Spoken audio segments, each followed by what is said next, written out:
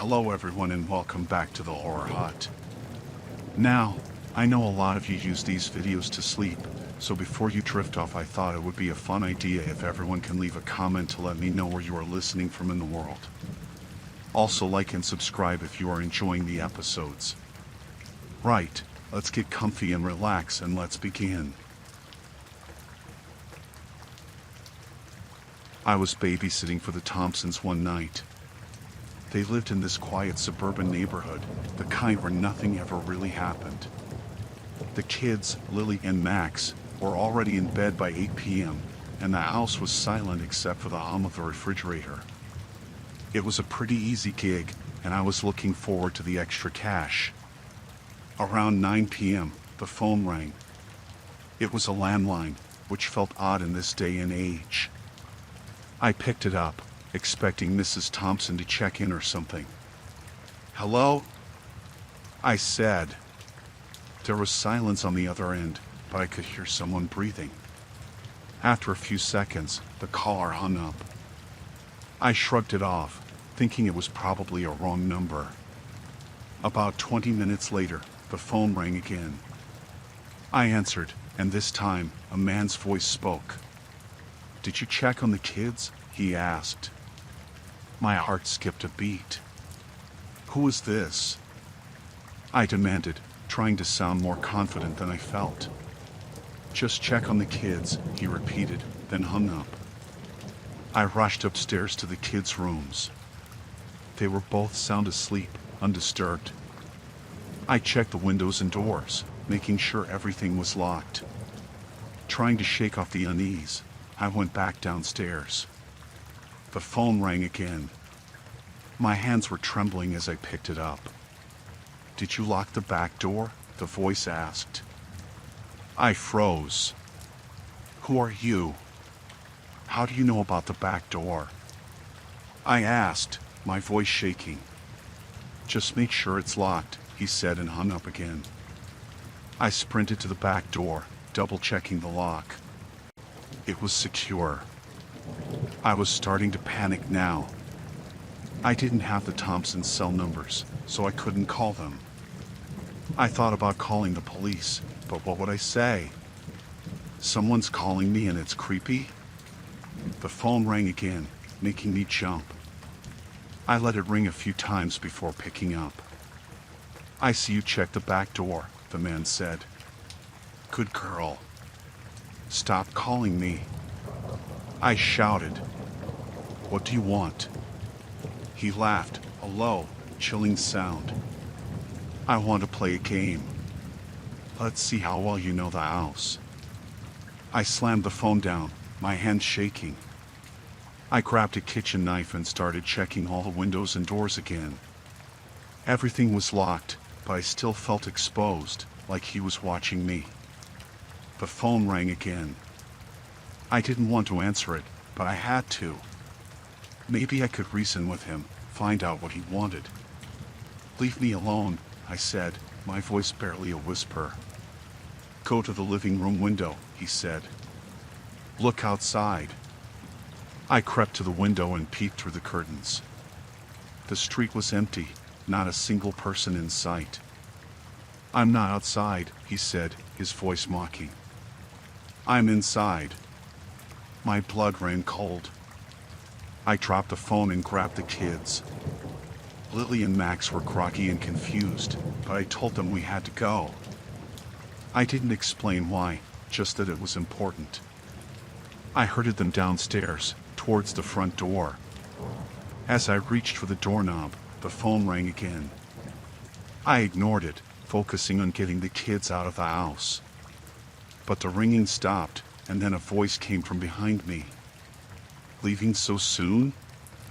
I spun around. There was no one there, but the voice had come from the phone, now off the hook and lying on the floor. I grabbed it, my hands trembling. "What do you want?" I screamed into the receiver.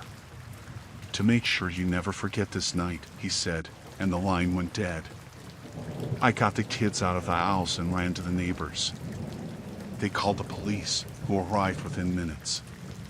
The officers searched the house from top to bottom but found no one. They said the calls must have come from a disposable phone, and there was nothing they could do. The Thompsons came home to find the house surrounded by police cars. They were horrified and apologized profusely. I never found out who the caller was or how he knew so much about the house. I quit babysitting after that. I couldn't shake the feeling of being watched, of knowing that someone had been inside the house with me and the kids. Every time I heard a phone ring, my heart would race, and I'd remember that voice. It's been years, but I still check the locks every night and keep my phone close. I never want to feel that helpless again, waiting for someone to make their next move.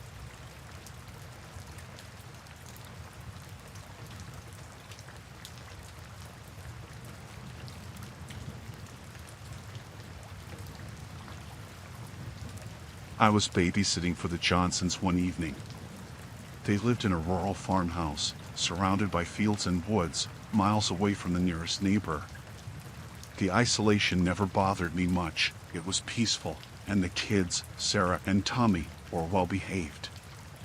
Around 8 p.m., after putting the kids to bed, I settled down in the living room with a book. The silence was almost comforting, only broken by the occasional creak of the old house settling. An hour passed uneventfully until I noticed headlights sweeping across the front yard. I glanced out the window and saw an unfamiliar car parked by the driveway. I frowned. The Johnsons hadn't mentioned expecting anyone, and it wasn't typical for visitors to drop by unannounced, especially at night. A man got out of the car, stood there for a moment, looking at the house. He then walked towards the front door. My heart started to race. He knocked, a loud, insistent sound that echoed through the quiet house. I hesitated but went to the door, leaving it locked.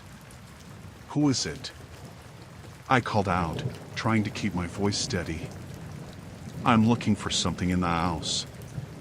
"I'm a relative of the Johnsons," the man replied. His voice was rough, impatient. I peered through the peephole. The man looked disheveled, his clothes dirty, and his eyes shifting nervously. I didn't recognize him, and his claim didn't sit right with me. Mr. and Mrs. Johnson didn't mention anyone coming by. "I can't let you in," I said firmly. There was a pause, then the man's tone turned hostile. "I'm not leaving until I get what I came for. Open the door." I backed away, my hands shaking.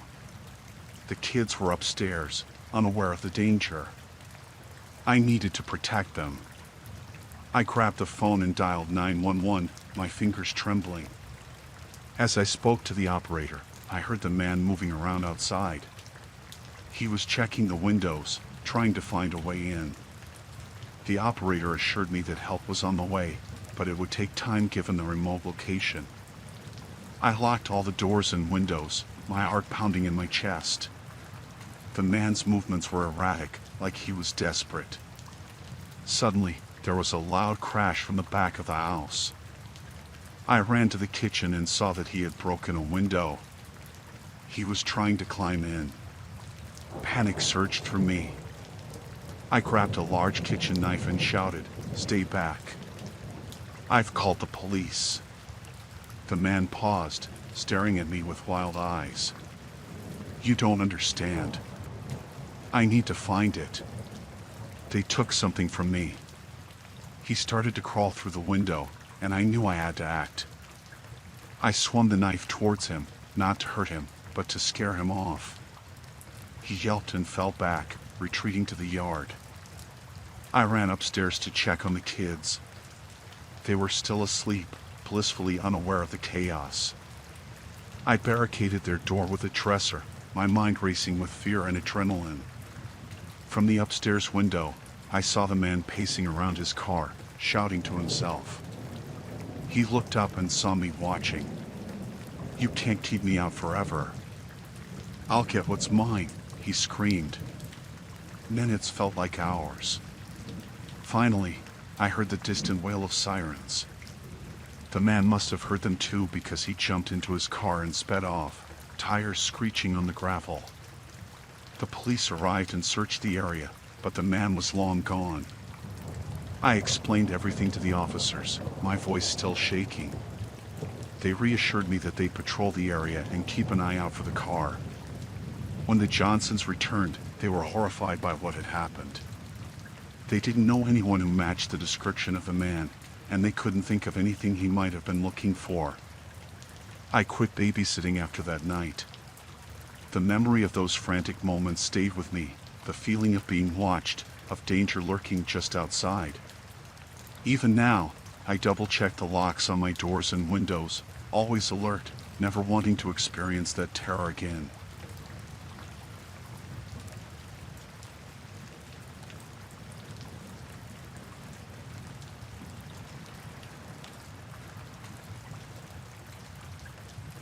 Living in a high-rise apartment in the city had its perks. The view was amazing, and I felt safe being so high up. I had been there for about 6 months, and everything was pretty routine.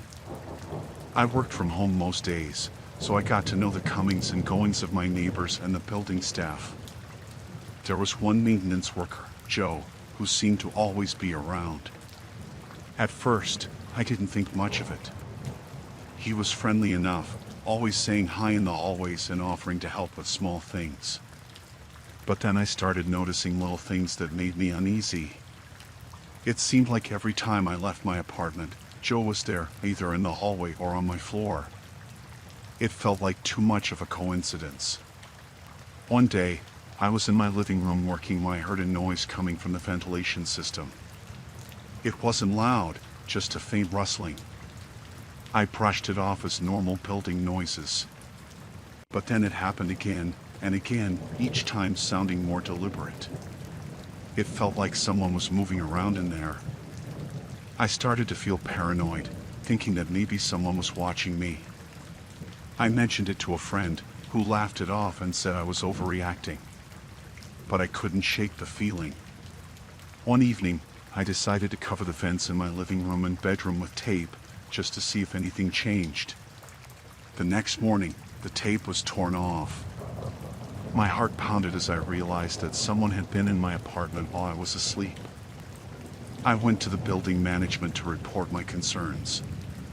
They assured me that all employees were trustworthy and that there was no way anyone could get into the ventilation system.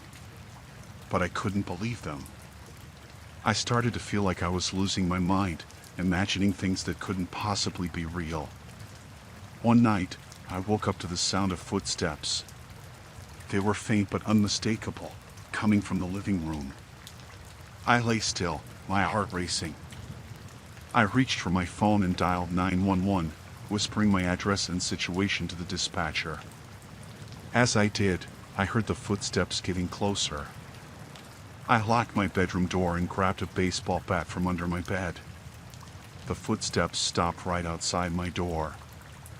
I held my breath, clutching the bat so tightly my knuckles turned white.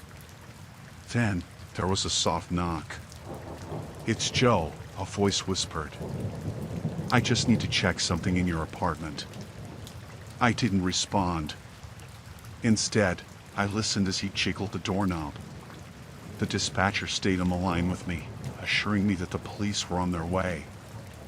Minutes felt like hours as I waited, the silence pressing in on me. Finally, I heard the sound of sirens in the distance. Joe must have heard them too because he cursed under his breath and retreated. When the police arrived, they found Joe hiding in the maintenance room on my floor. He had keys to all the apartments and had been using the ventilation system to spy on residents. They arrested him, and I was left to pick up the pieces of my shattered sense of security. The building management apologized profusely and offered to upgrade my security system, but the damage was done. I couldn't stay there, knowing what had happened. I moved out within a week, finding a new place where I hoped I could start to feel safe again. It took a long time to shake the feeling of being watched. Even now, I find myself double-checking locks and glancing at vents with suspicion. The experience left me wary, always on edge, never fully trusting the safety of my surroundings.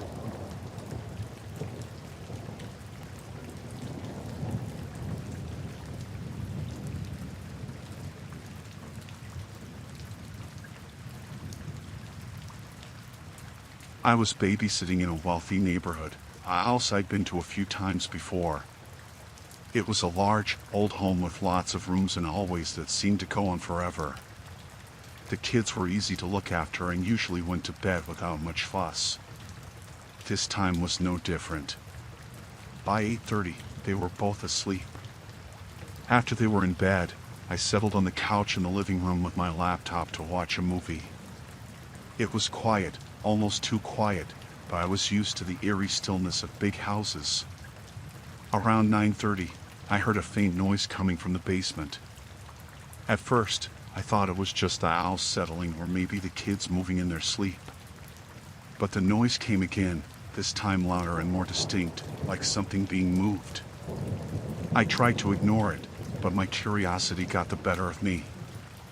I grabbed a flashlight from the kitchen drawer and headed towards the basement door. The stairs creaked under my weight as I descended, and the air grew colder with each step. When I reached the bottom, I shone the flashlight around the room.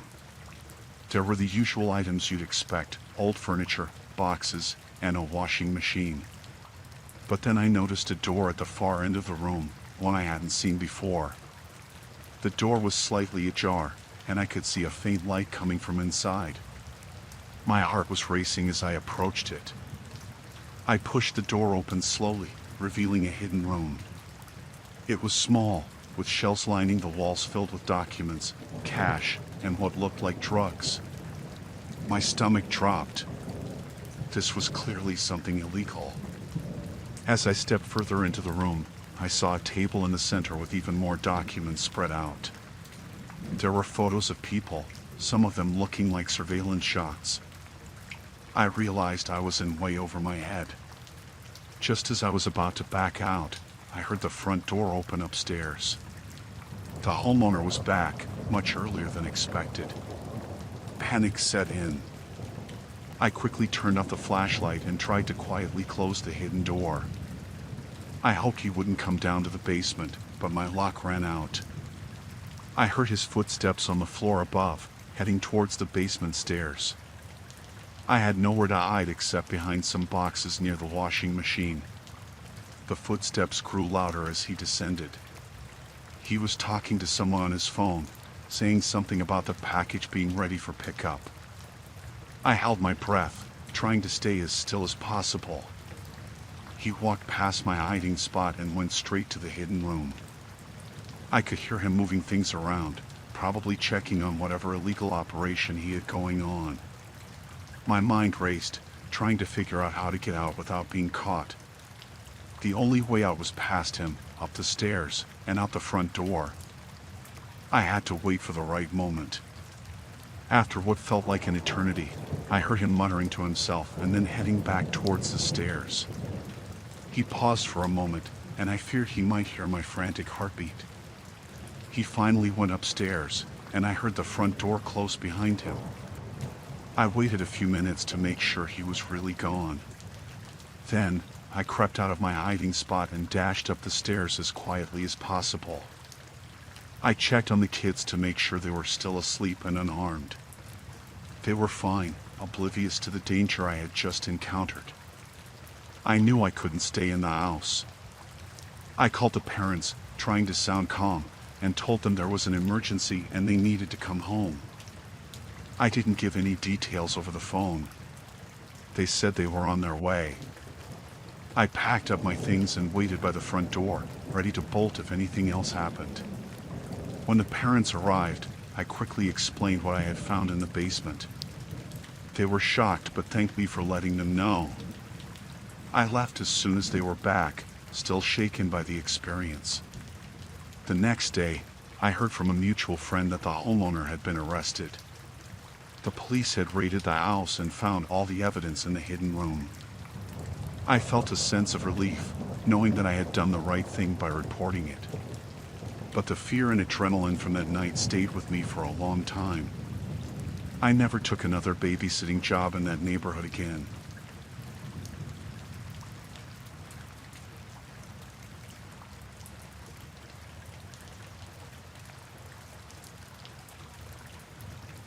I was looking after a 6-year-old boy, Max, in a remote lake house. The house was beautiful but isolated, surrounded by dense woods and a large, quiet lake. Max's parents had left for a weekend getaway, trusting me to take care of him. It was a Friday evening, and the sun was starting to set, casting long shadows over the property. Max and I had dinner, then watched a movie before he went to bed around 8 p.m. I tucked him in, read him a story, and soon he was asleep. I went back downstairs to the living room, planning to read a book until I got sleepy. The house was eerily silent, with only the occasional creak from the wooden structure. Around 9:30 p.m., I heard a faint knocking sound. At first, I thought it was the wind or maybe an animal outside, but the knocking grew louder and more persistent. I got up and went to the window. That's when I saw him, a man standing outside, partially illuminated by the porch light. He looked disheveled, his clothes dirty and worn. He knocked again, harder this time. I felt a chill run down my spine. I walked to the door and called out, asking what he wanted. He replied in a rough voice, saying he was the previous owner of the house and needed to come inside to retrieve something he had left behind. His tone was demanding, almost aggressive. I didn't open the door. Instead, I told him I couldn't let him in and that he should come back when the owners were home. He started banging on the door, yelling that he needed to get inside now. My heart raced as I backed away from the door. I grabbed my phone and dialed Max's parents, but there was no signal out here. Panic set in. The man continued to pound on the door, his shouts getting louder. I ran upstairs to check on Max. He was still asleep, thankfully. I locked his bedroom door and then went into the master bedroom, which had a view of the front yard. I peeked out the window and saw the man pacing back and forth, looking increasingly agitated. I didn't know what to do. There was no landline in the house, and my phone still had no signal. I thought about trying to make a run for it with Max, but the man was right outside. The minutes felt like hours as I watched him from the window. He suddenly stopped and looked straight at the house, his eyes scanning the windows. I ducked down, hoping he hadn't seen me. The pounding on the door started again, more violently this time. I knew the door wouldn't hold much longer. Desperation took over, and I remembered there was an old hunting rifle in the closet of the master bedroom. I ran to get it, my hands shaking as I fumbled to load it. With the rifle in hand, I went back to the window. The man was now trying to force open a window downstairs. I shouted at him, telling him I had a gun and would shoot if he didn't leave. He stopped and stared up at me, his face twisted with anger and something else I couldn't quite place, fear, maybe. He started yelling obscenities, saying I had no right to be there and that the house was his. I kept the rifle aimed at him, praying he would leave. After a tense few moments, he backed away from the window, still shouting. He finally turned and walked off into the woods, disappearing into the darkness. I didn't relax until I was sure he was gone. I checked on Max again, who was still asleep, oblivious to the danger. I stayed up the rest of the night, clutching the rifle and jumping at every sound. The man didn't come back, but I couldn't shake the fear that he might. When morning came, I tried the phone again and finally got a signal. I called Max's parents and told them everything. They were horrified and said they would come back immediately. While waiting for them, I kept the doors locked and stayed alert. Max's parents arrived a few hours later with the police. They searched the property and the surrounding woods but didn't find any trace of the man. The police took my statement and promised to keep an eye on the area. Max's parents thanked me for protecting their son, and I left, still shaken by the whole ordeal. I never babysat at that house again.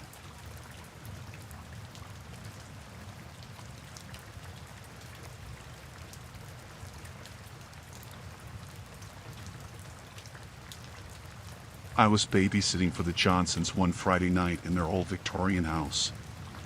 The place was huge and had that creepy old house vibe. The kids, Timmy and Sarah, were good kids and went to bed without much fuss. Once they were asleep, I settled in the living room with my homework. Around 10 p.m., I heard a thump coming from upstairs. I figured it was the old house settling or maybe the kids tossing in their sleep. But the thumping continued, irregular but persistent. My curiosity got the better of me, so I went to check it out. I crept up the stairs, careful not to make any noise. The sound was coming from the attic. I had never been up there before, but I remembered Mr. Johnson mentioning a locked door. I found the door, a heavy wooden thing with a rusty lock. The thumping was louder here. I don't know what possessed me to do it, but I started looking for a way to open the door. I found a small key on a hook nearby, probably for the attic door. The key fit, and with some effort, I turned the lock and pushed the door open. The attic was dusty and full of old furniture, boxes, and cobwebs. The air was thick and musty. I shone my flashlight around, trying to find the source of the noise. It was quiet now, eerily so. I stepped further inside, my heart pounding in my chest. As I moved a stack of boxes, I saw something strange. A large trunk sat in the corner, partially hidden. The trunk looked old, the leather worn and the metal rusted. I hesitated but then decided to open it. Inside, I found old clothes, books, and photos. The photos were black and white, showing a younger Mr. Johnson with people I didn't recognize. Underneath the photos, I found a journal. The entries were disturbing. They spoke of dark secrets, things Mr. Johnson had done in his past. Crimes that he had never been caught for. My hands were shaking as I read through the pages. I realized the thumping had been me knocking things over in my haste to open the trunk. Suddenly, I heard the front door open downstairs. Panic set in.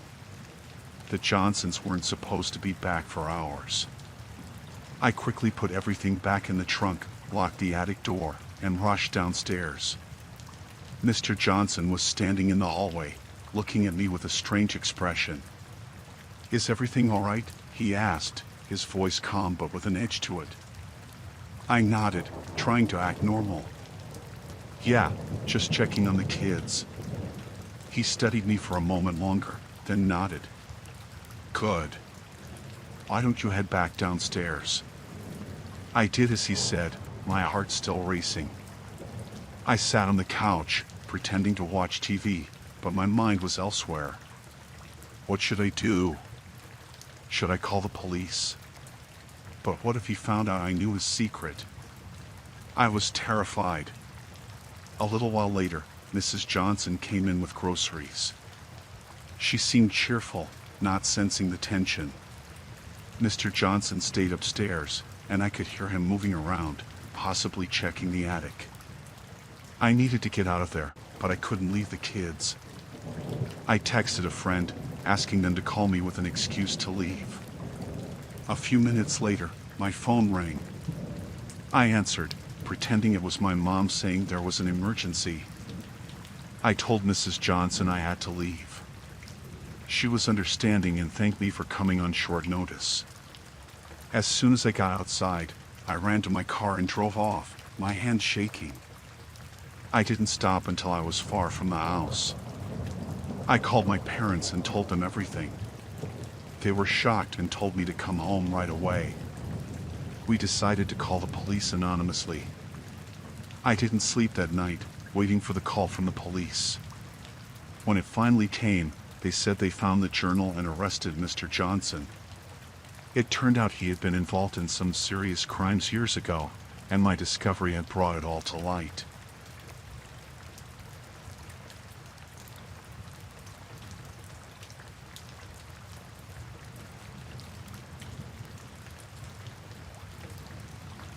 I moved into a quiet suburban neighborhood about 6 months ago. It was peaceful, the kind of place where everyone seemed friendly and minded their own business. My house was a small, cozy one-story with a big front window that I loved because it let in a lot of light. A couple of weeks after moving in, I noticed my neighbor across the street, Mr. Harris. He was an older man, maybe in his late 50s, with a stooped back and graying hair. At first, he seemed nice enough. We exchanged polite nods and occasional small talk while I was outside tending to my garden or getting the mail. One evening, I was sitting in my living room, reading a book, when I had this strange feeling that someone was watching me. I looked up and saw Mr. Harris standing in his window, staring directly at me. It was unnerving, but I told myself it was just a coincidence. Maybe he was looking at something else. The next day, I saw him again, in the same spot, looking my way. This started happening more frequently, to the point where every time I looked out my window, there he was. His eyes followed me whenever I moved around the room. It got to the point where I stopped using my living room and started spending more time in my bedroom, where the windows faced the backyard.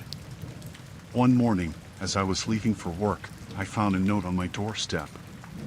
It was a piece of paper with the words, "I'm watching you," scribbled in a shaky hand. My heart raced. I looked around, but the street was empty. I threw the note away, hoping it was some kind of prank. But the notes kept coming. Every few days, there would be another one. "You can't hide from me. I see everything you do. You belong to me." The messages were getting more disturbing, and I couldn't shake the feeling of being watched. I tried talking to Mr. Harris a few times, casually bringing up the notes without directly accusing him, but he always acted clueless and concerned. Yet, the notes continued to appear, always when I wasn't home. One night, I woke up to a tapping sound. I got up and looked out the window, but there was nothing there. The tapping continued, louder and more insistent. It was coming from the front of the house. I peeked out the living room window and saw Mr. Harris standing on my porch, tapping on the window with a stick. I froze, unsure of what to do. He was muttering something, but I couldn't make out the words. My heart was pounding so hard I thought it would burst. I grabbed my phone and dialed 911, whispering to the operator about the situation. She told me to stay on the line and that officers were on their way. I watched from the shadows as Mr. Harris continued to tap and mutter. It felt like an eternity before I saw the flashing lights of the police car. The officers approached him, and he backed away, looking confused and frightened. They talked to him for a while before coming to my door. They told me Mr. Harris seemed disoriented and claimed he didn't know why he was there. They suggested he might have dementia and recommended I get a restraining order. I felt a little bad for him, but I couldn't shake the fear that had settled in my bones. The restraining order didn't stop him. He stayed away for a few days, but then I started seeing him in his window again, watching me. The notes returned, now with more disturbing content. "I will get you. You can't escape me." I was living in a constant state of fear. I decided to install security cameras around my house.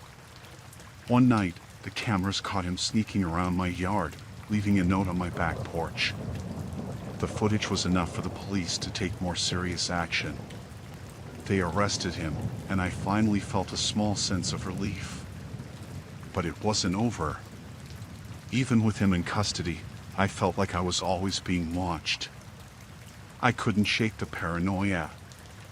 I kept the cameras on, checked them constantly, and barely slept.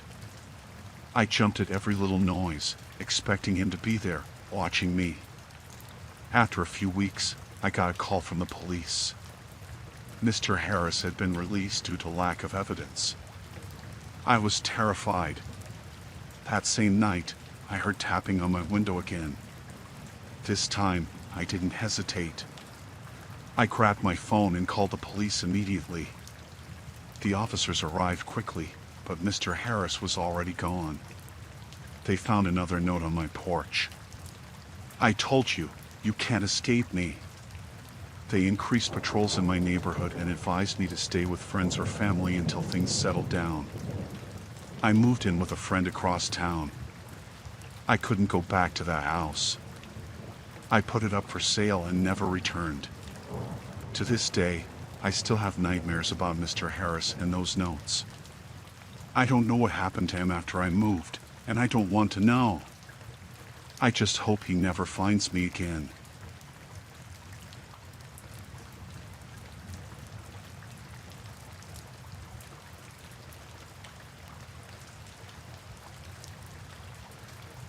I had agreed to watch the Johnson kids for the weekend while their parents went on a much-needed vacation. They owned a cozy cabin in the woods, a perfect getaway spot that was far from the hustle and bustle of the city. The place was charming, with a rustic feel and a large deck that overlooked the forest. The first night was uneventful. I made dinner for the kids, we played some board games, and I put them to bed by 9 p.m. After they were asleep, I settled on the couch with a book, enjoying the quiet and the crackling of the fireplace. Around midnight, I heard a faint clicking noise. I figured it was just the house settling and went to bed. The next day, we spent most of the time outside. The kids loved exploring the woods, and I kept a close eye on them as they played. By the time we got back to the cabin, they were exhausted. I made dinner, and we followed the same routine as the previous night. That evening, after the kids were in bed, I heard the clicking noise again. It was faint but persistent. It seemed to be coming from the living room. I got up to investigate and noticed a small black device tucked in the corner of a bookshelf. It was a camera, and the little red light was blinking. I felt a chill run down my spine. I carefully removed the camera and examined it. It was a high-quality hidden camera, not something you would expect to find in a family cabin. I searched the room and found another one behind a picture frame. My heart started racing. Someone had been watching us. I quickly checked the rest of the cabin. I found cameras in the kitchen, the hallway, even one in the bathroom. There was no way these had been placed by accident. I had no idea how long they had been there or who put them there. I called the Johnsons, but there was no answer. I left a message, trying to stay calm, and told them about the cameras. I didn't want to scare the kids, so I decided not to tell them anything yet. I gathered the cameras I had found and put them in a bag. That night, I barely slept. Every sound made me jump, and I kept checking the windows and doors. I felt like we were being watched, and I couldn't shake the feeling. Early in the morning, I decided to take the kids into town. I didn't want to stay in the cabin another minute. As we were packing up, I found another camera in the kids' room, hidden in a stuffed animal. I felt sick to my stomach. I grabbed the kids and told them we were going on a little trip. They didn't seem to mind, they were excited to go into town.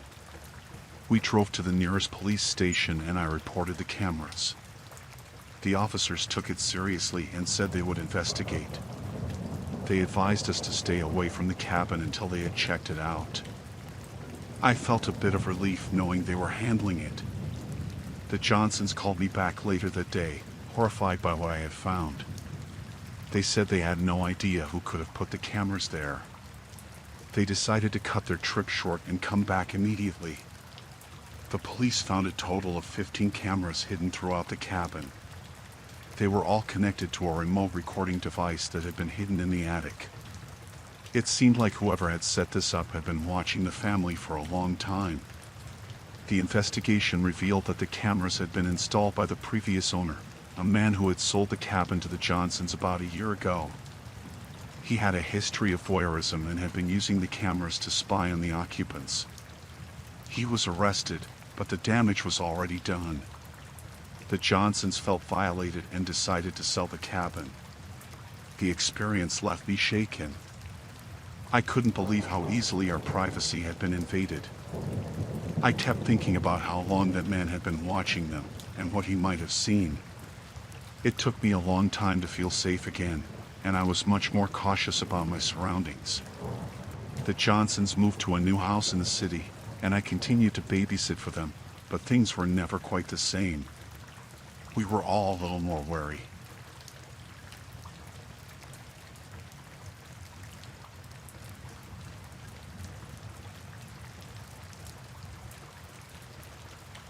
I agreed to babysit for the Seabrooks while they went out for a rare night alone. They had rented a beautiful beachside home for a week, and I was thrilled to spend the evening there. The house was perfect, with big windows overlooking the ocean and the sound of waves crashing outside. The evening started out normally. I made dinner for little Emma and put her to bed around 8. The Seabrooks had mentioned that she liked to listen to the ocean sounds as she fell asleep, so I left her window slightly open. After she was asleep, I settled in the living room with a book. Around 9, I heard a noise outside. It sounded like someone walking on the gravel path leading to the house. I got up and looked out the window but didn't see anyone. I told myself it was just my imagination and went back to my book. About half an hour later, I heard the noise again. This time, it was louder, and I was sure it was footsteps. I felt a chill run down my spine. I checked the locks on the doors and windows, making sure everything was secure. I didn't want to call the Seabrooks and ruin their night out, so I decided to wait and see if it happened again. At 10, I heard a soft knock on the front door. My heart started pounding. I crept to the door and peered through the peephole. There was a man standing outside. He looked disheveled, with messy hair and dirty clothes. He knocked again, louder this time. "Who is it?" I called out, trying to keep my voice steady. "Is this the Seabrooks' house?" he asked. His voice was rough and sounded almost desperate. "Who are you?" I asked, not opening the door. "I need to speak with Mr. Seabrook," he said. "It's urgent." I didn't like the sound of this. I backed away from the door and grabbed my phone. I was about to call the Seabrooks when I heard the man trying the doorknob. I froze. He was trying to get in. I ran to the back of the house and locked myself in the bathroom. I dialed Mr. Seabrook's number with shaking hands. He answered on the second ring. "Mr. Seabrook, there's a man outside," I whispered. "He's trying to get in." There was a pause. Then, he said, "Stay where you are. Don't open the door. I'm calling the police." "What's going on?" I asked, my voice trembling. "There's something I didn't tell you," he said. "I have a restraining order against a stalker. He's dangerous. We thought we'd be safe here." My blood ran cold. I heard a loud crash from the front of the house. The man had broken a window. I could hear him moving around inside, searching for us. "I'm scared," I whispered. "Stay hidden," Mr. Seabrook said. "The police are on their way." I heard footsteps coming down the hall. They stopped outside the bathroom door. The doorknob rattled. I held my breath, praying he wouldn't get in. The door shook as he tried to force it open. "Come out," the man shouted. "I know you're in there." I heard sirens in the distance. The man cursed and ran back down the hall. I heard him leave through the broken window. I stayed in the bathroom, too scared to move, until I heard the police arrive. They found the man hiding in the bushes outside. He was arrested and taken away. The Seabrooks came home immediately, apologizing over and over for not telling me about the restraining order. They had hoped to keep it a secret so I wouldn't be scared. I stayed with them until the window was repaired, then went home. I couldn't stop thinking about how close I had come to being hurt. The Seabrooks cut their vacation short and went back to the city, where they felt safer. I never babysat for them again.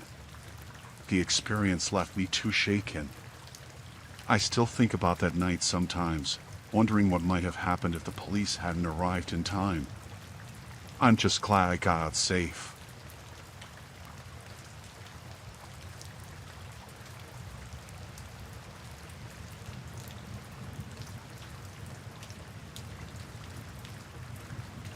I agreed to babysit for the Carmichaels while they attended a late-night gala in the city.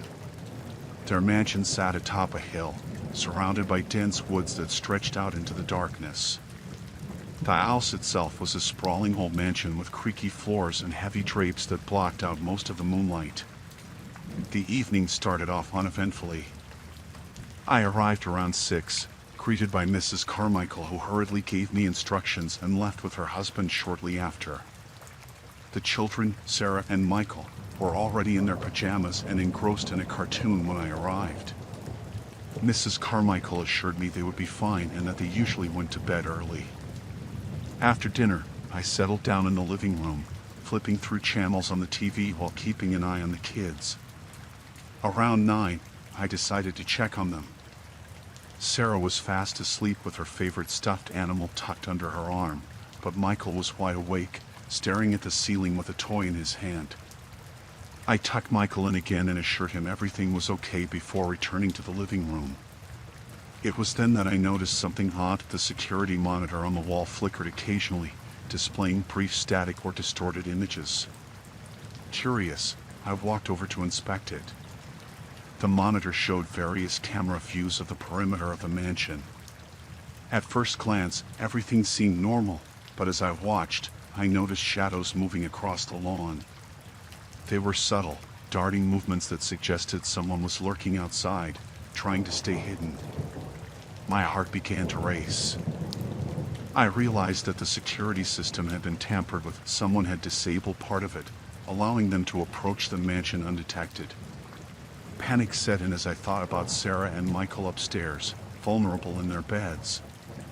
I grabbed my phone to call Mr. and Mrs. Carmichael, but my hands were shaking so badly I could barely dial the number. Mr. Carmichael answered after a few rings, and I blurted out what I had seen. His voice was tense as he told me to stay calm and lock all the doors and windows. I rushed through the house, securing every entry point I could find. The mansion felt like a labyrinth in the dim light, the old floorboards creaking underfoot. Every noise made me jump, wondering if it was the intruder trying to get in. Back in the living room, I kept an eye on the security monitor. The shadows outside were still there, moving cautiously around the perimeter. I strained to see more details, but the camera angles were limited, and the night was too dark to make out much. Then, I heard a soft scraping sound coming from the kitchen. My heart skipped a beat. I crept toward the kitchen, trying to stay quiet. The scraping grew louder, accompanied by the occasional thud as if something heavy was being moved. I peeked around the corner and saw a figure, a man, standing by the kitchen window. He was trying to pry it open with a tool, his face hidden in the darkness. Fear clenched my stomach as I backed away silently, my mind racing with thoughts of what to do next. I considered waking the children and hiding with them, but the risk of alerting the intruder kept me frozen in place. Instead, I retreated to the living room and dialed 911, whispering urgently to the dispatcher about the situation. They assured me that officers were on their way and instructed me to stay on the line. The minutes dragged by agonizingly slow. I kept my eyes glued to the security monitor, watching the shadowy figure outside the kitchen. He seemed to sense the police were coming because he suddenly stepped away from the window and disappeared into the darkness. Relief washed over me, but it was short-lived. The lights in the mansion flickered, then went out completely. I was plunged into darkness, my only light coming from the faint glow of my phone screen. The house felt eerily quiet now, the usual creaks and groans amplified in the stillness. I heard footsteps upstairs, the unmistakable sound of someone moving through the halls above me. Terror seized my chest as I realized the intruder was inside the mansion.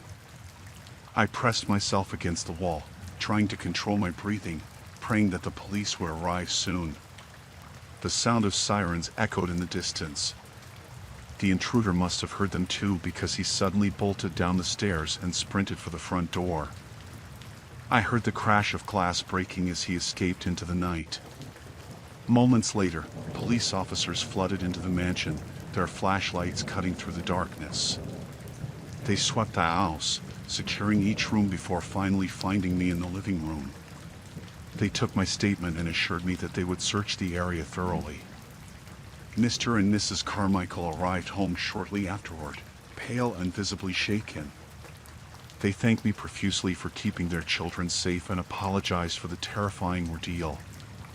They explained that they had been targeted before by an obsessed former employee who had been fired for threatening behavior. I left the mansion that night with a police escort, my nerves frayed and my mind reeling from the close call.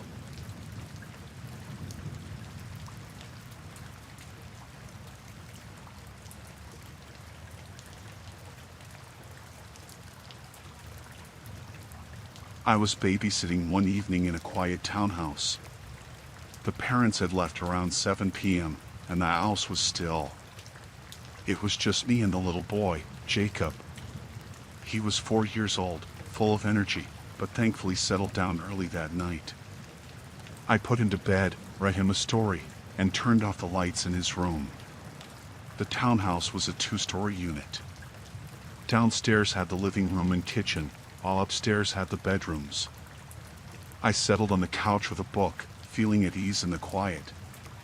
The parents would be back around midnight, and I had a few hours to myself.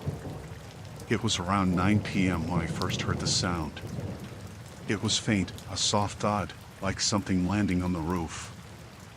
I paused, listening intently. Maybe it was just a branch or some animal. I tried to ignore it and went back to my book. A few minutes later, I heard another noise, this time louder. Footsteps. It was unmistakable. Someone was walking on the roof. My heart started to race.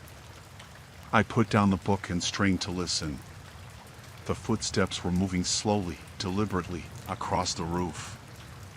I stood up, unsure of what to do. The sound of footsteps continued, moving towards the back of the house. Panic began to set in. I grabbed my phone and quickly dialed the parents. No answer. I left a hurried message, trying to stay calm. Then, I heard a different noise. A scraping sound, like metal against metal. It was coming from upstairs, near the back window. Someone was trying to break in. I looked up the stairs, feeling trapped. Jacob was asleep in his room, unaware of the danger. I couldn't leave him. I had to protect him. I moved quietly to the bottom of the stairs, trying to think of a plan. The scraping continued, more insistent now. I needed to do something, anything, to stop whoever was trying to get in. I crept up the stairs, each step slow and silent. The noise was coming from the hallway window. I could see the silhouette of a figure outside, fiddling with the window latch. I felt a surge of fear but also determination. I couldn't let this person get inside.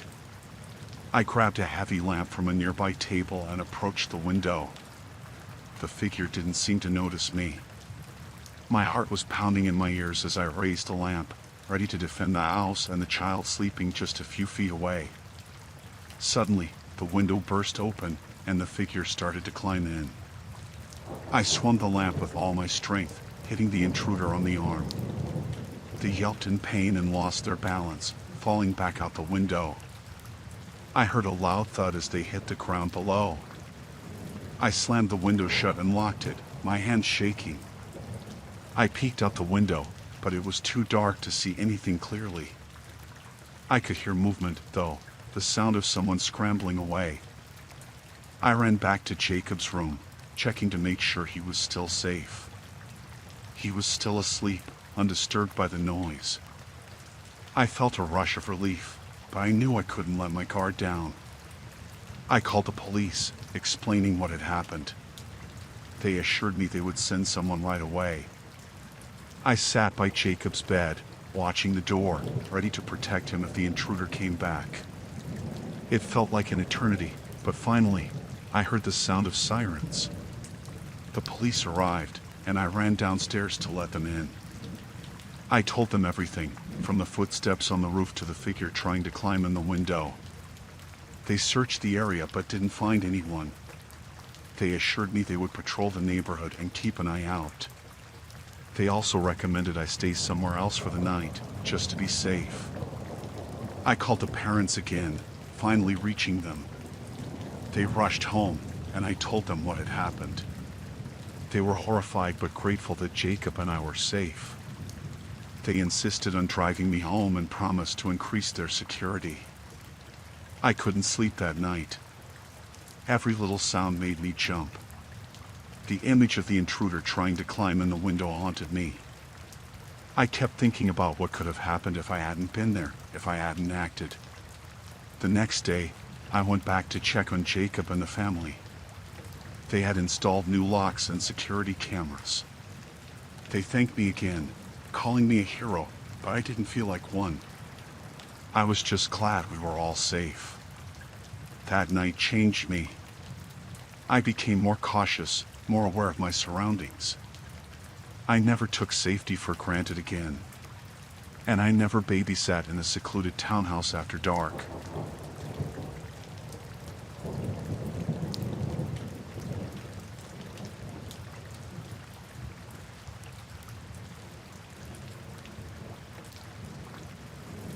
I was home alone in my small apartment on a Friday night. It had been a long week, and I was looking forward to a quiet evening. I had just settled down with a movie and some takeout when I heard a knock on the door. It was unexpected. I wasn't expecting any visitors. I got up, feeling a little uneasy. I walked over to the door and looked through the peephole. There was a man standing there in a delivery uniform, holding a package. I didn't order anything, so I opened the door just a crack, leaving the chain on. "Can I help you?" I asked. "Delivery for you," he said, holding up the package. "I didn't order anything," I replied, starting to feel more suspicious. He insisted, "Maybe it's a gift or something. You should check it out." Something felt off. His eyes didn't meet mine, and his tone was a little too insistent. I told him again, "I think you have the wrong apartment." Before I could close the door, he shoved it hard, breaking the chain and forcing his way in. I stumbled back, shocked and terrified. He shut the door behind him and locked it. I was trapped. "What's going on?" I demanded, trying to sound braver than I felt. "Shut up," he snarled, grabbing my arm and pushing me against the wall. His grip was painful, and I could feel his breath on my face. Panic set in. My mind raced, trying to think of a way out. He started looking around my apartment, still holding onto my arm. "Where's your phone?" he demanded. I lied. "I don't have one." But he saw it on the coffee table and lunged for it. I took the chance to run toward the kitchen, hoping to find something to defend myself with. I grabbed a kitchen knife, my hand shaking. He saw me and laughed. "What are you going to do with that?" I stood my ground, holding the knife out in front of me. "Get out of my apartment." I yelled, trying to sound more confident than I felt. He took a step towards me, and I slashed at him with the knife. It caught his arm, and he yelled in pain and anger. He backed up, clutching his arm. "You're gonna pay for that," he growled. I seized the moment and ran for the door, but he was faster. He grabbed me again, slamming me against the wall. The knife fell from my hand, and I felt a wave of helplessness. He started dragging me towards the bedroom. I fought back with everything I had, kicking and scratching. "Help! Someone help me!" I screamed, hoping the neighbors would hear. He slapped me hard across the face, and I saw stars. "Shut up," he hissed, but the commotion seemed to draw attention. There was a sudden pounding on the door. "Hey! What's going on in there?" a voice shouted from the hallway. The man hesitated, loosening his grip on me. I took the chance and kicked him as hard as I could, making him stumble back. I ran to the door and unlocked it, throwing it open. My neighbor, an older man named Mr. Thompson, stood there with a baseball bat. "Get out of here," he yelled at the intruder. The man took one look at Mr. Thompson and decided it wasn't worth it. He bolted up the door, pushing past Mr. Thompson and disappearing down the stairs. I collapsed on the floor, shaking and crying. Mr. Thompson helped me up and called the police. I could hardly speak, my mind reeling from what just happened. The police arrived quickly and took my statement. They assured me they would do everything they could to find the man. The hours that followed were a blur of questions, statements, and a visit to the hospital to check my injuries. I was physically okay, but the fear and violation I felt were overwhelming. The police promised to patrol the area more frequently, and I decided to stay with a friend for a few days. Returning to my apartment was hard. Every noise made me jump, and I couldn't shake the feeling of being watched. I changed the locks and installed a security system. It took a long time to feel safe again. I never found out who the man was or why he targeted me. The police had some leads, but he was never caught. The incident left a scar, a reminder of how quickly things can change. Now, I always check the peephole and keep the chain on. I don't open the door unless I'm sure of who's on the other side.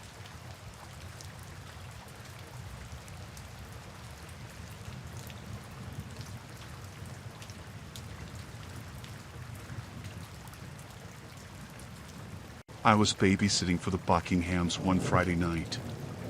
They had a nice house in a quiet suburb, and their son, Tommy, was always well behaved. It was supposed to be an easy job: put Tommy to bed, watch some TV, and get paid. I had no idea how wrong I was. Tommy was already in his pajamas when I arrived. Mrs. Buckingham gave me the usual rundown. Tommy's bedtime is at 8:30. Snacks are in the kitchen. Call if you need anything. They left, and it was just me and Tommy. We played a few games, and then I let him watch some cartoons while I scrolled through my phone. Everything seemed normal until I noticed Tommy kept glancing at the door. I asked him if something was wrong, and he just shook his head. I didn't think much of it at the time. After dinner, I told Tommy it was time to get ready for bed. He protested a bit, but eventually went upstairs. I tucked him in, read him a story, and he fell asleep pretty quickly. I went back downstairs and settled on the couch, ready for a quiet evening. Around 9 p.m., I heard a noise coming from upstairs. It sounded like whispering. I thought Tommy might be talking in his sleep, so I went to check on him. When I opened his door, I saw the glow of a screen under his blanket. He had a tablet. "Tommy, what are you doing?" "It's bedtime," I said, pulling the blanket off. He looked scared and tried to hide the tablet. "I'm sorry," he said. "I was just talking to my friend." I took the tablet from him and saw a chat window open. The messages were from someone named Mike. My heart sank when I read the messages. They were asking Tommy about his house, who was with him, and if the babysitter was pretty. The last message sent chills down my spine. "I'm coming to visit." I immediately shut off the tablet and asked Tommy how he knew this Mike. He told me he met him online while playing games. I told Tommy to stay in his room and lock the door. I went downstairs and called the police, explaining everything to them. They said they'd send someone over right away. While I waited, I locked all the doors and windows. I kept peeking outside, expecting to see someone lurking in the shadows. The minutes felt like hours. I was scared but tried to stay calm for Tommy's sake. Then, there was a knock at the door. It was soft at first, then more insistent. I looked through the peephole but saw nothing. My heart was pounding. I backed away from the door, my mind racing with fear. Another knock, louder this time. Then, a voice. "Hey, I know you're in there. Open up." It was a man's voice, deep and threatening. I grabbed a kitchen knife and hid behind the couch, praying the police would arrive soon. The knocking turned into banging. "Open the door, or I'll break it down," the voice yelled. I could hear the doorknob rattling, and the door creaking under the pressure. I clutched the knife tighter, my hands shaking. Just when I thought the door would give in, I heard sirens in the distance. The banging stopped, and I peeked out from behind the couch. The man was gone. The police arrived a few moments later, and I ran to open the door for them. I told the officers everything. They checked the house and the surroundings but didn't find anyone. They took the tablet as evidence and assured me they would investigate. I called the Buckinghams and explained what happened. They rushed home, terrified and grateful that Tommy and I were safe. That night, I couldn't sleep. Every little noise made me jump. I kept thinking about how easily it could have gone differently. The police never caught the guy, but they did trace the messages back to a known predator. The Buckinghams were more careful with Tommy's online activities after that, and I decided to stick to babysitting during the day. The experience left me shaken. I still babysit, but I'm much more cautious now. I always keep an eye on what the kids are doing online and make sure all the doors are locked.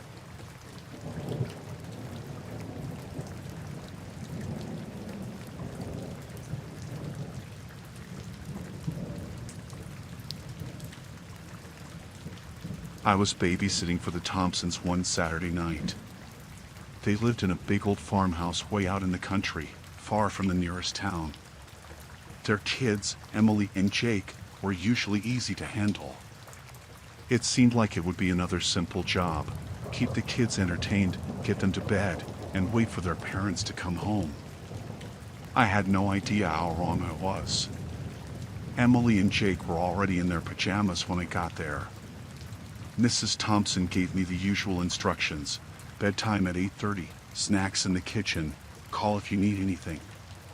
They left, and it was just me and the kids. We played some board games, and then I let them watch a movie while I scrolled through my phone. Everything seemed normal until I noticed Jake kept looking out the window. I asked him if something was wrong, but he just shook his head. I didn't think much of it at the time. After dinner, I told the kids it was time to get ready for bed. Emily protested a bit, but they both eventually went upstairs. I tucked them in, read them a story, and they fell asleep pretty quickly. I went back downstairs and settled on the couch, ready for a quiet night. Around 9 p.m., I heard a noise coming from outside. It sounded like a loud crack, almost like thunder, but the sky was clear. I thought it might have been a tree branch breaking, so I went to check it out. When I opened the door, I saw nothing but darkness and the silhouette of the trees against the moonlit sky. I closed the door and went back inside, feeling a bit uneasy. A few minutes later, I heard the noise again, this time followed by a distant shout. My heart started pounding. It sounded like gunshots. I knew there were poachers in the area sometimes, but I never thought I'd encounter them. I rushed upstairs to check on the kids. They were both sound asleep. I didn't want to wake them, but I felt like I needed to do something to keep them safe. I locked all the doors and windows, trying to stay calm. Suddenly, I heard more gunshots, much closer this time. Panic set in. I grabbed the phone and called the police, explaining the situation. They said they'd send someone over right away, but I knew it would take them a while to get out here. I crept back downstairs, trying to keep quiet. I peeked out the window and saw flashlights moving through the trees. There were at least 2, maybe 3 people out there, and they were getting closer. I could hear them talking, but I couldn't make out what they were saying. I decided to hide with the kids. I went back upstairs and gently woke them up, telling them we needed to hide. Emily started to cry, but I told her to be brave. We hid in the closet in their parents' bedroom, the safest place I could think of. We sat there in the dark, trying to stay as quiet as possible. I could hear my own heartbeat pounding in my ears. The voices outside were getting louder, and the flashlight beams were sweeping across the windows. I held the kids close, praying the police would arrive soon. Then, we heard footsteps on the porch. My heart stopped. Someone was trying the front door. They rattled the handle, then banged on it. "Open up." "We know you're in there," a man's voice shouted. I could feel the kids trembling beside me. I held my breath, hoping they would give up and leave. But the banging continued, and then I heard a window shatter. They were coming in. I whispered to the kids to stay quiet and not move. My hands were shaking so badly I could barely hold onto them. The intruders were inside now, moving through the house. I could hear them opening doors and searching rooms. "Check upstairs," one of them said. My heart sank. They were coming for us. Just as I heard the footsteps on the stairs, we heard sirens in the distance. The intruders must have heard them too, because they started cursing and ran back downstairs. I heard them scramble out the broken window and disappear into the night. I waited until I was sure they were gone before coming out of the closet. I took the kids back downstairs, and we waited by the door until the police arrived. When they did, I ran out to meet them, feeling a wave of relief wash over me. I told the officers everything. They searched the property and the surrounding area but didn't find anyone. They took statements and assured me they would keep a close watch on the area. I called the Thompsons and explained what happened. They rushed home, terrified but grateful that we were all safe. That night, I couldn't sleep. Every little noise made me jump. I kept thinking about how easily it could have gone differently. The police never caught the poachers, but they increased patrols in the area. The Thompsons were more cautious about leaving the kids alone after that, and I decided to stick to babysitting in town.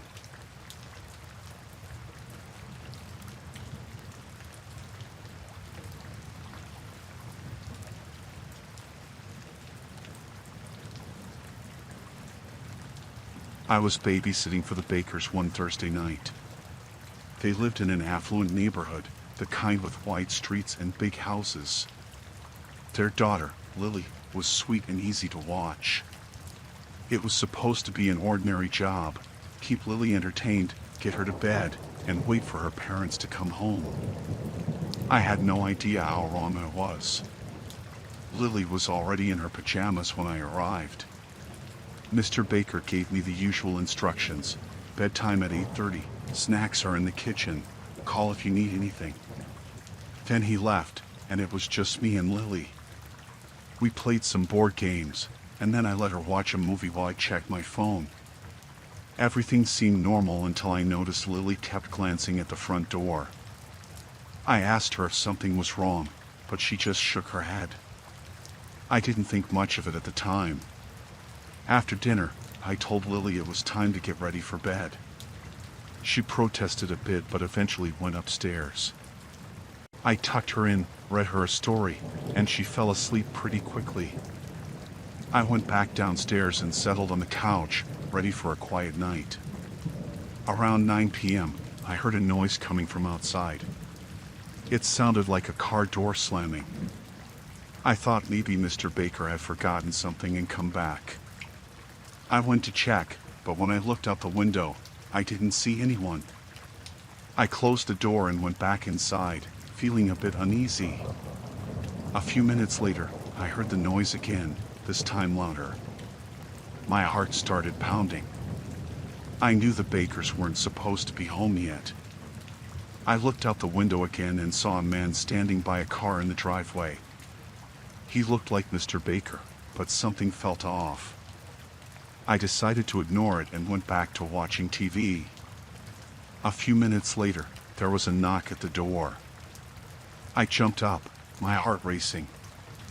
I opened it just a crack and saw the same man standing there. He smiled at me, but it didn't reach his eyes. "Hi, I'm here to pick up Lily," he said. "Mr. Baker asked me to." Something didn't feel right. I hesitated, and he pushed the door open wider. "It's okay," he said, stepping inside. "I'm a family friend."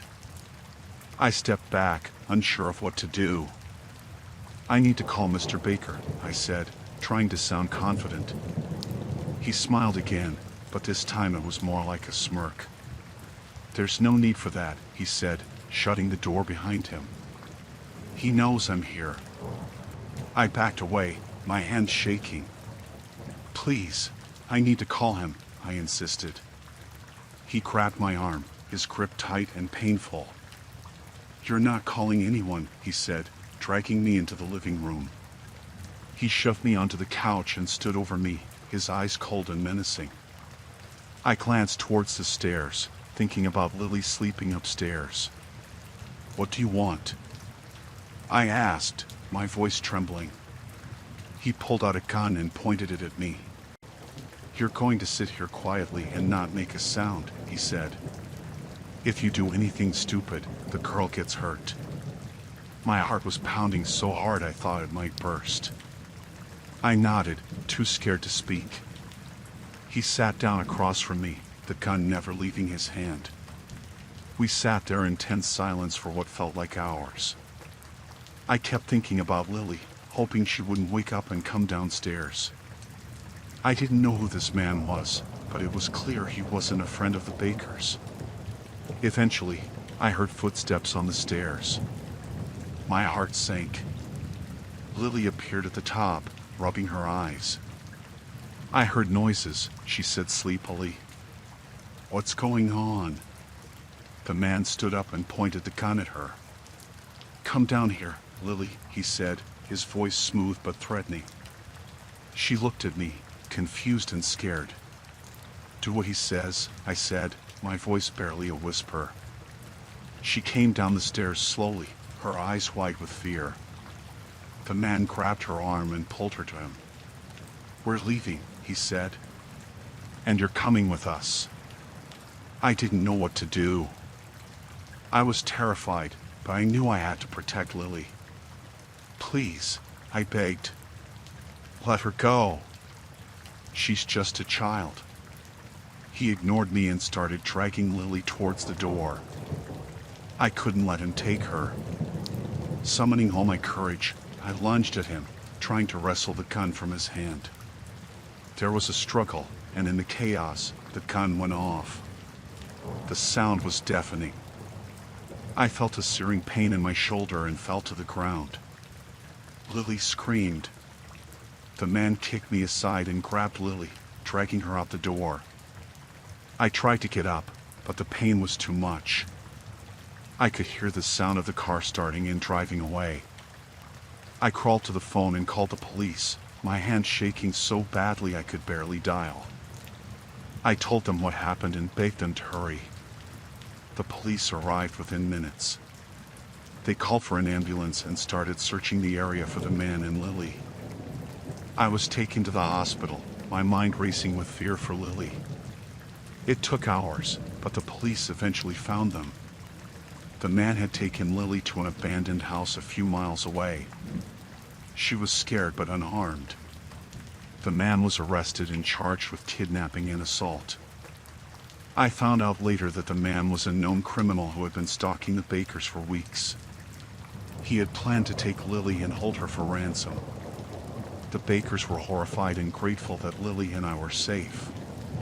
The experience left me shaken. I still babysit, but I'm much more cautious now. I always make sure the doors are locked and keep an eye out for anything unusual. It's scary to think how close we came to something terrible, but I'm grateful we got out of it safely.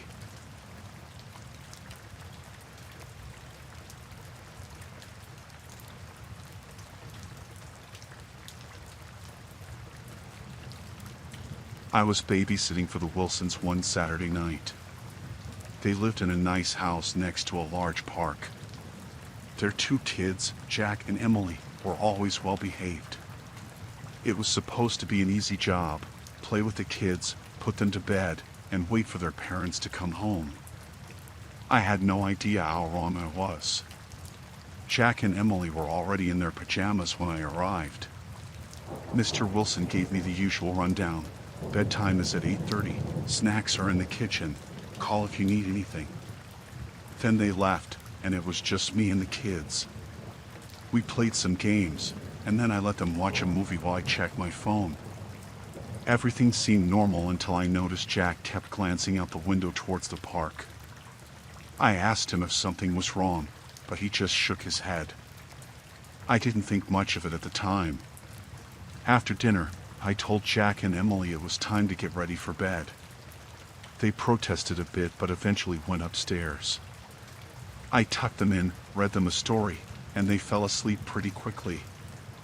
I went back downstairs and settled on the couch, ready for a quiet night. Around 9 p.m., I heard a noise coming from outside. It sounded like low voices. I thought maybe it was just people walking through the park, so I ignored it. But the voices got louder. Curious, I went to the window and peeked out. There were 3 men standing near the edge of the park, close to the Wilsons' house. They were talking quietly and pointing towards the house. My heart started pounding. Something felt very wrong. I backed away from the window, my mind racing. I needed to secure the house. I checked all the doors and windows, making sure they were locked. Then I went upstairs to check on the kids. They were still asleep, oblivious to the danger outside. I went back downstairs and peeked out the window again. The men were closer now, almost at the edge of the yard. I grabbed my phone and called the police, explaining the situation as calmly as I could. They said they'd send someone over right away. While I waited, I kept an eye on the men. They were now in the yard, moving quietly but quickly towards the house. My heart was pounding so hard I thought it might burst. I knew I had to do something to protect Jack and Emily. I grabbed a kitchen knife and went back upstairs. I gently woke up Jack and Emily, trying to keep my voice steady. "We need to hide," I said. "There are bad men outside." Their eyes widened with fear, but they didn't argue. I led them to the master bedroom and told them to hide in the closet. I stayed by the door, listening for any sounds from downstairs. A few minutes later, I heard a window break. My blood ran cold. I could hear the men talking, their voices getting closer. I held the knife tightly, my hands shaking. I prayed the police would arrive soon. The footsteps came up the stairs, slow and deliberate. I held my breath, trying to stay as quiet as possible. The men were right outside the bedroom door. I could hear them whispering, discussing their plan. The door creaked open, and I saw the shadow of one of the men. He stepped into the room, his eyes scanning the area. I stayed hidden behind the door, my heart racing. He moved towards the closet, and I knew I had to act. I lunged at him, the knife in my hand. He turned just in time to see me, and we struggled. I managed to cut his arm, and he screamed in pain. The other men rushed into the room, and I backed away, holding the knife out in front of me. Suddenly, I heard sirens in the distance. The men panicked and ran downstairs. I followed them, keeping my distance. They broke down the back door and fled into the park just as the police arrived. I ran to the front door and opened it for the officers. I told them what happened, my voice shaking. They searched the house and the surrounding area but didn't find the men. They took my statement and assured me they would keep an eye on the neighborhood. I called the Wilsons and explained what happened. They rushed home, terrified and grateful that Jack, Emily, and I were safe. The police stayed until they arrived, making sure everything was secure. That night, I couldn't sleep. Every little noise made me jump. I kept thinking about how easily it could have gone differently. The Wilsons were horrified but grateful. They promised to install better security and be more cautious.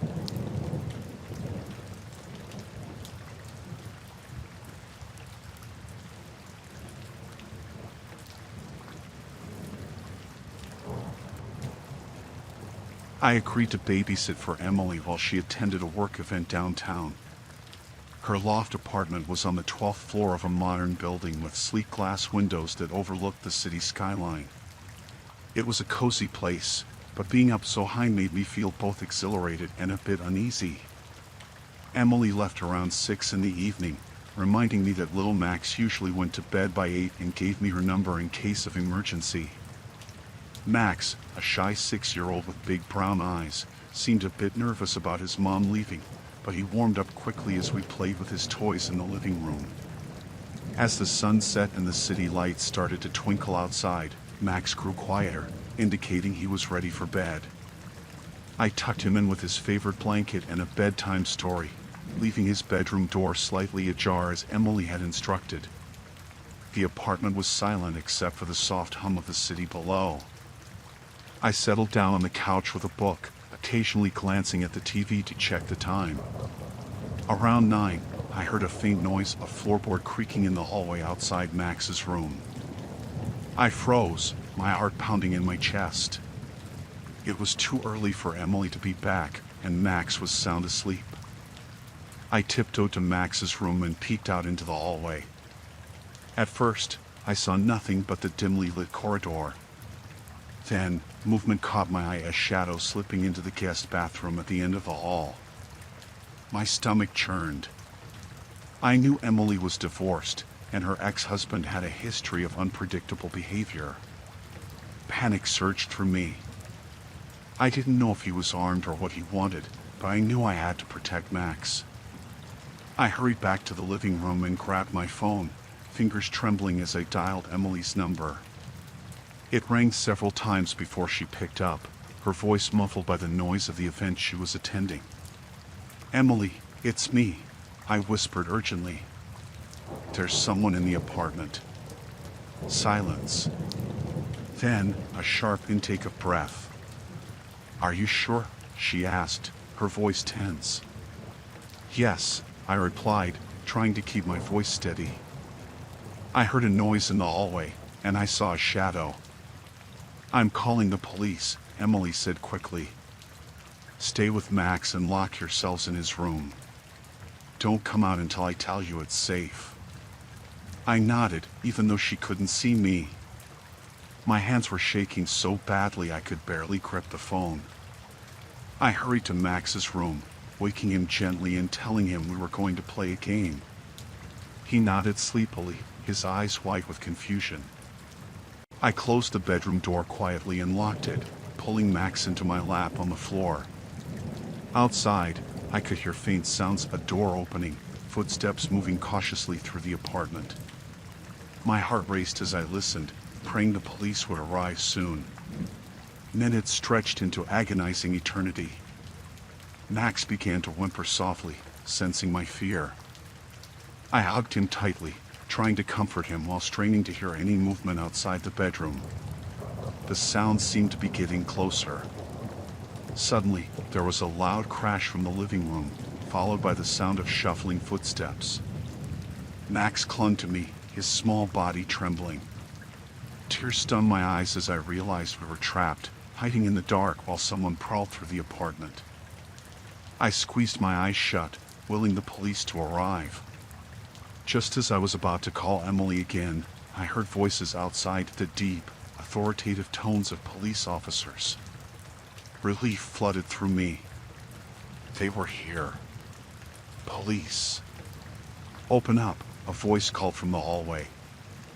I unlocked the bedroom door and peeked out cautiously. 2 officers stood in the hallway, their flashlights sweeping the rooms. I hurried out, clutching Max's hand tightly as we met them. "We heard someone had broken in," one of the officers said, his expression serious. "Is everyone okay?" I nodded, my voice catching in my throat. "I think he's still here," I whispered. I heard noises in the living room. The officers nodded grimly and moved toward the living room, guns drawn. I stayed close to Max, trying to shield him from the sight. Moments later, they emerged with a man in handcuffs, a disheveled figure with wild eyes and a look of desperation. Emily arrived shortly afterward, her face pale with fear and relief. She hugged Max and me tightly, apologizing profusely for what had happened. She explained that her ex-husband had been unstable since their divorce and had recently been making threats. The police took him away, and Emily insisted we wait until they thoroughly searched the apartment. They found no weapons, but his intentions were clear. He had come to confront Emily, and I happened to be caught in the middle. After that night, I couldn't shake the feeling of being watched. The sense of danger lingered, making me anxious whenever I was alone in unfamiliar places.